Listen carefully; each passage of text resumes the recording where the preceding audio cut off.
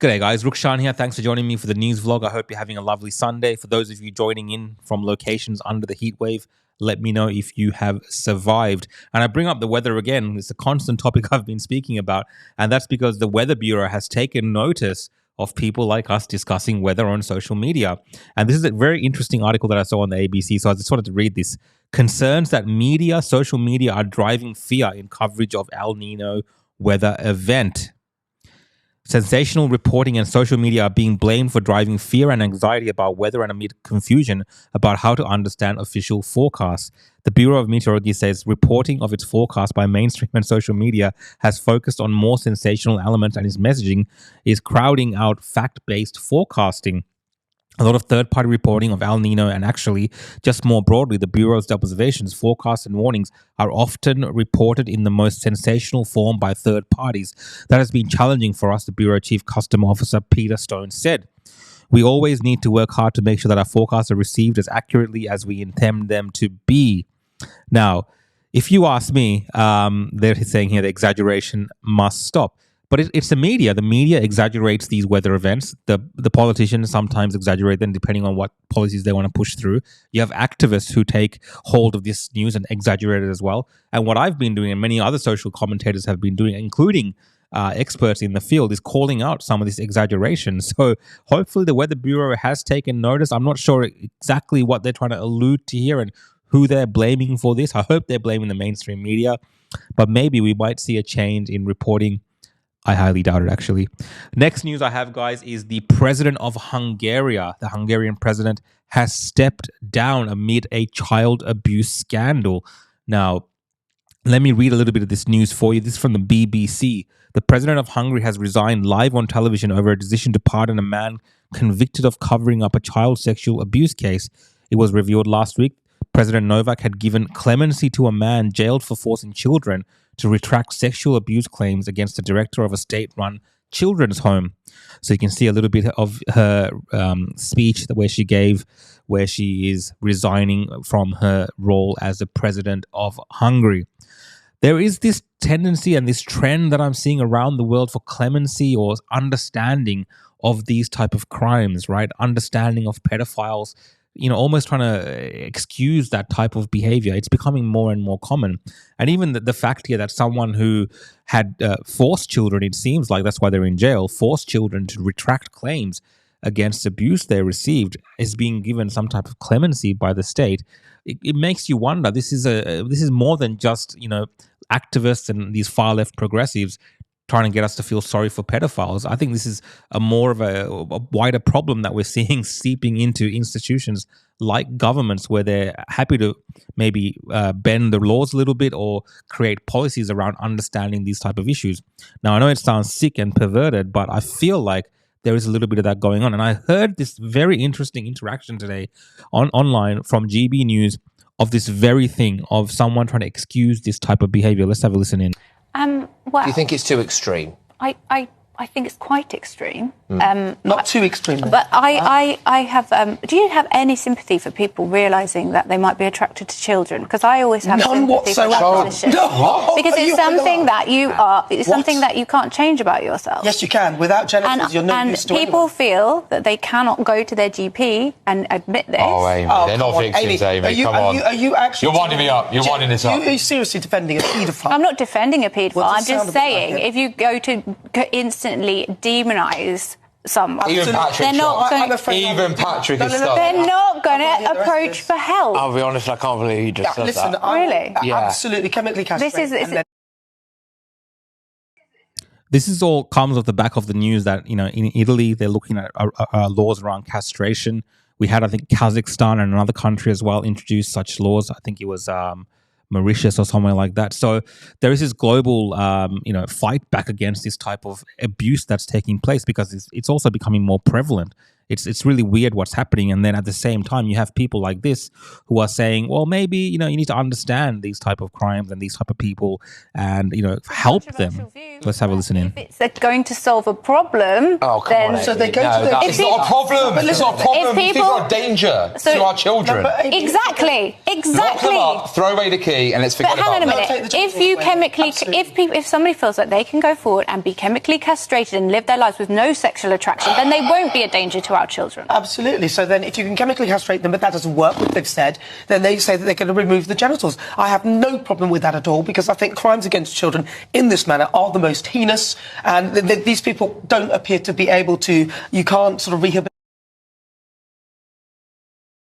I tend to agree with that, lady. Let me know if that's too controversial. Let me know your thoughts around this. I'm not really in this camp of forgiving these individuals or understanding their attraction to minors and all this kind of stuff. It's really sick and demented. So it's really weird hearing this kind of thing. All right, guys, the next story is around Donald Trump. Now, Donald Trump is making waves in the headlines recently around comments related to Russia and NATO. Let's have a read of this BBC article. Trump says he would encourage Russia to attack NATO allies who don't pay their bills. Now, before I actually play the clip of this, I wanted to read Trump's Truth. So this is his on his social platform, Truth. From this point forward, are you listening, US Senate? No more money in the form of foreign aid should be given to any country unless it's done as a loan, not just a giveaway. It can be loaned on extraordinarily good terms, like no interest and an unlimited life, but a loan nevertheless. The deal should be contingent that the US is helping you as a nation. But if the country we are helping ever turns against us or strikes us rich sometime in the future, the loan will be paid off and the money returned to the United States. We should never give money anymore without the hope of a payback or without strings attached. The United States of America should be stupid no longer. So I read that in relation, just to give you an idea of Trump's form of thinking around helping other nations. So a lot of people in favor of this. I think this is a good idea. If you're going to be giving millions or billions of dollars to anything, whether it's NATO or to Israel or to the Ukraine, there should be some benefit to the US. It shouldn't be no strings attached. They should definitely get the money back somehow. And that's what Trump is talking about here, because right now, a lot of this money is just being handed out willy-nilly. So going back to this issue with NATO, this all goes back to the fact that a lot of NATO members, especially when Trump looks at this issue, don't pay their fair share of the alliance. So the funding that they have, the commitments that they have, US always pays up, but a lot of these other countries pay a very small percentage and are very reluctant to increase those budgets. And Trump, that's always been a sticking point for Trump. It's always been a sore point. And he said this during one of his speeches recently. Let's have a listen in. Stood up, said, well, sir, if we don't pay and we're attacked by Russia, will you protect us? I said, you didn't pay? You're delinquent? He said, yes, let's say that happened. No, I would not protect you. In fact, I would encourage them to do whatever the hell they want. You got to pay. Of the presidents of a big country. There you go. I would encourage them. So let's read the BBC article.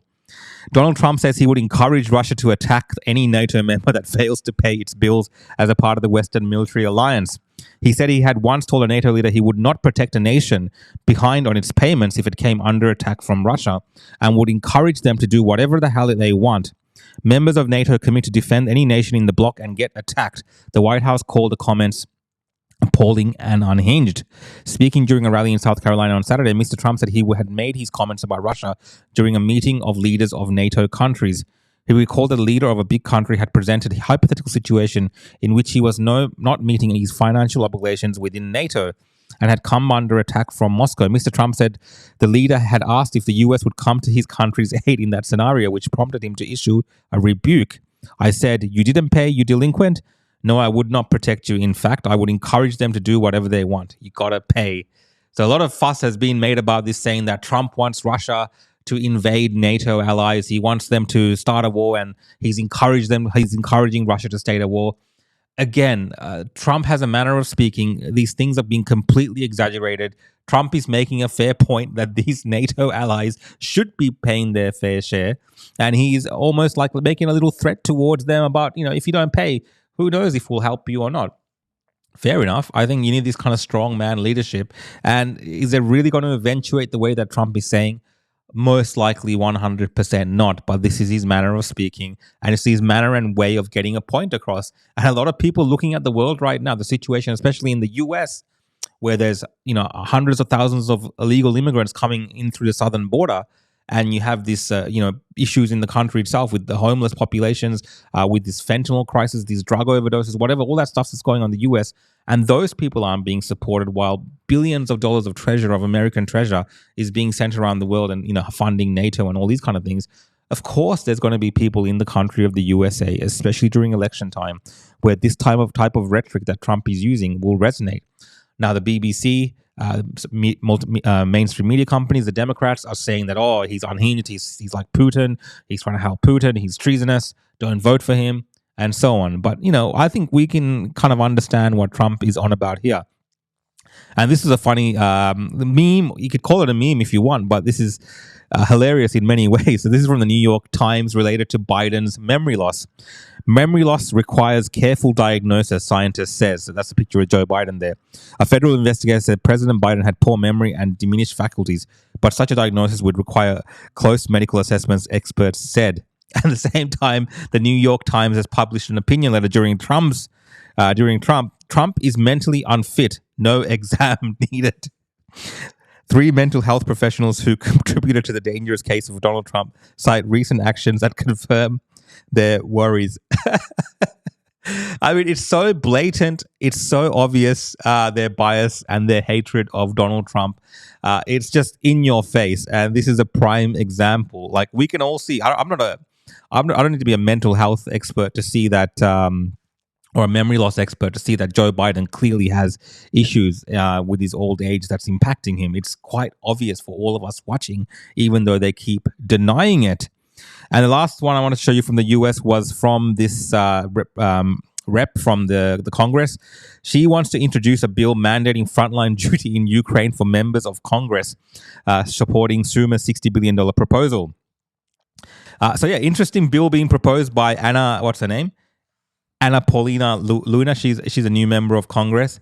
And it's quite interesting. Yeah, if you're going to send $60 billion over to Ukraine and keep funding this war effort of the Ukrainians, why don't you also send yourself over there at the same time, right?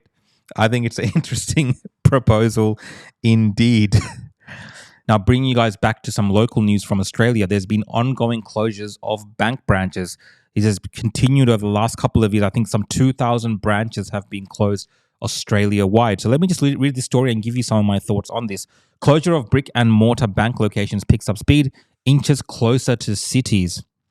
The rapid transition towards a digital banking society is picking up speed with a string of branch closures in major cities, making an important shift in the priorities of Australia's biggest bank. Commonwealth Bank announced last week that it would close 3 more branches before March 1st, including Rundle Mall in Adelaide, Coolangatta in Gold Coast, and Coogee in South East. The week prior, NAB announced it would close 13 branches this year, and Bankwest, which owned by CBA, will close 2 more branches. These closures will add to more than 2,100 branches that have been shuttered across all major banking institutions over the past 6 years. Now, it's crazy. Like, look, it's happening in a lot of regional areas. Even in my local here, outer skirts of Melbourne, I'm seeing some of the branches close and move away over time. For the younger generations, maybe the digital banking convenience might be there, but for a lot of businesses, for a lot of especially elder Australians that rely on these local branches, I think that shift over is very difficult. But beyond all of that, the lack of customer service from some of these branches, as they close these banks, and they're saving costs, right? The banks are saving lots of money by closing these branches in terms of not having to have staff there, not having to operate these ATM machines there much of the time. So they're saving billions possibly in costs combined across the industry, and they like this. They like this transition over to digital, right? And when we're looking at the digital agenda going forward, everything they want to tokenize, they want to have CBDCs. So really, this is a part of that transition and that push towards that. And I think there's nothing at the moment halting or stopping banks from closing these branches and providing people direct service, face-to-face, traditional banking. That's how it used to be. Let me know if you're seeing in your towns, if you're seeing the banks around there closing. Is it impacting you?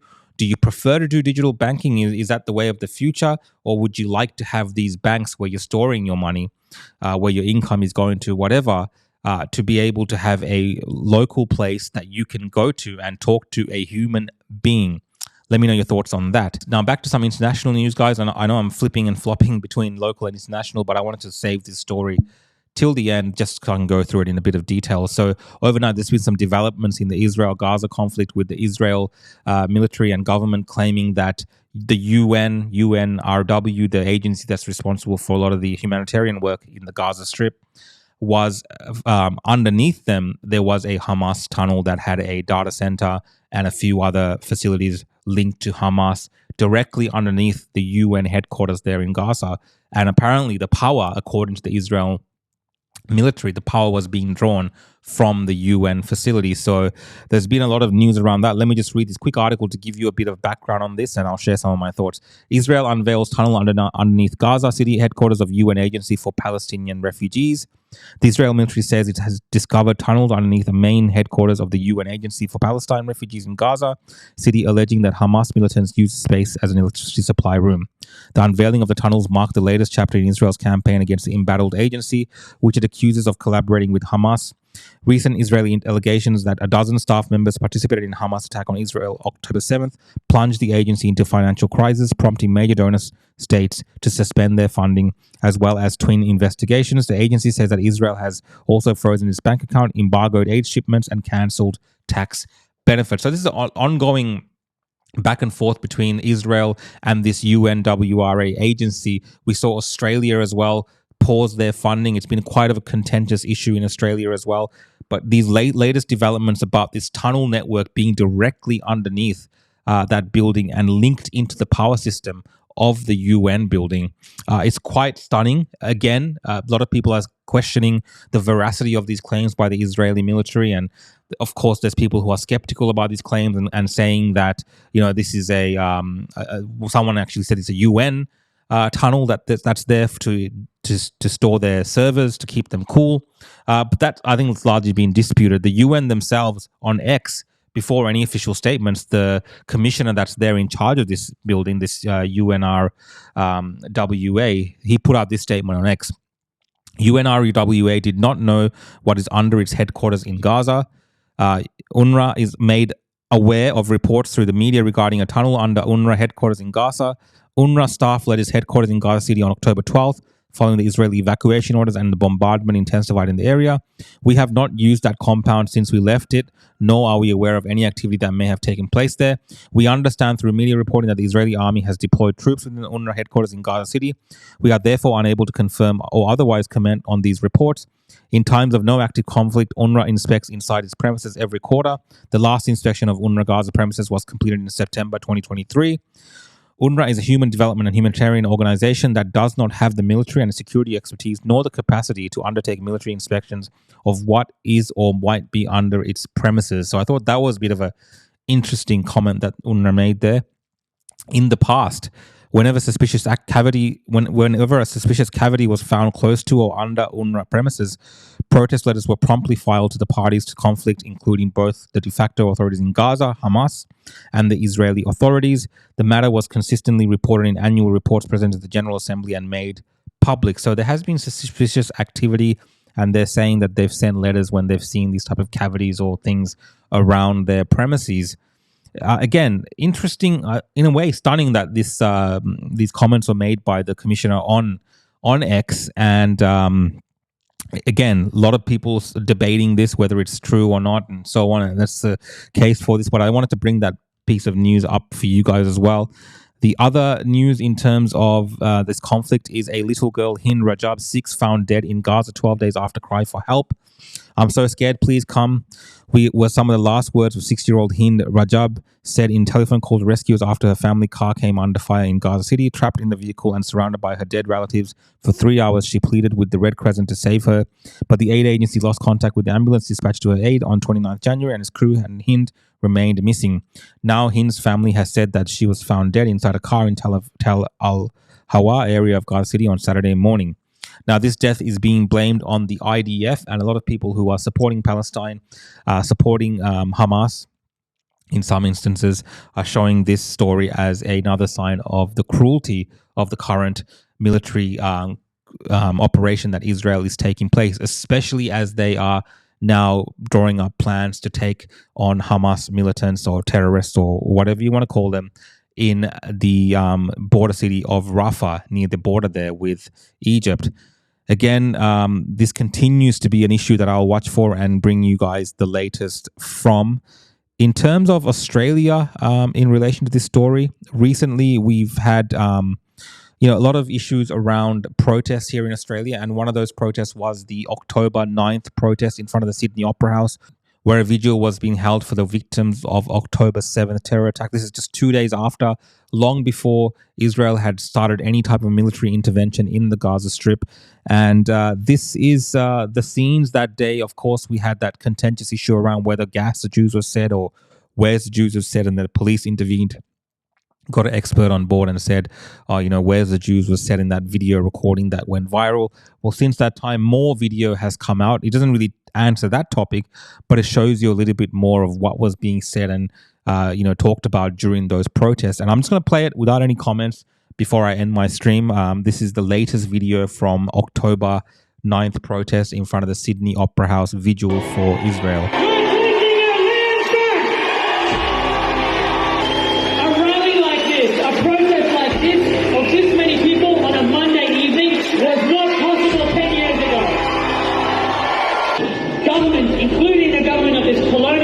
That we call Australia are tripping over themselves.